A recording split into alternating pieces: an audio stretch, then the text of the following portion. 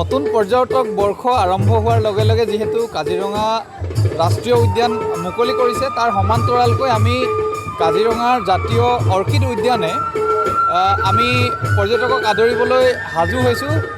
ঢোলে ডগৰে আপোনালোকে দেখিছে আমাৰ আজিৰ তাৰিখৰ পৰা আমাৰ কাজিৰঙা জাতীয় অৰ্কিড উদ্যানত অসমৰ বিভিন্ন জাতি জনগোষ্ঠীৰ পৰম্পৰাগত নৃত্য সংগীত কৃষ্টিৰ বিভিন্ন অংগ আদি ইয়াতে পৰিৱেশনৰ যি এটা অনুষ্ঠান, ইয়াতে আমি প্ৰায় 14টা বিভিন্ন জাতি জনগোষ্ঠীয় লোকনৃত্য আৰু আমাৰ সত্ৰীয়া নৃত্য বা বড়ো ৰাভা তিৱা ডিমাচা আদিকে কৰি বিহুলৈকে আমি যি নৃত্য অনুষ্ঠান, এই নৃত্য অনুষ্ঠান আৰম্ভ কৰিছোঁ। আৰু প্ৰথম দিনাই আমি যথেষ্ট সংখ্যক আজিতো আমাৰ সহস্ৰাধিক স্থানীয় লোক পৰ্যটক আৰু বাহিৰৰ পৰ্যটকৰ আমি সমাগম পাইছোঁ, ভাল লাগিছে। আৰু আজিৰ তাৰিখতো 3 শতাধিক আমাৰ বাহিৰৰ পৰ্যটক বিভিন্ন পৰ্যটক ইয়ালৈ আহিছে বিভিন্ন ঠাইৰ, ভাল পাইছে আটাই বহুত মানে যিহেতু আজি প্ৰথম দিনাই উদুলি মুদুলি পৰিৱেশ ভাল লাগিছে।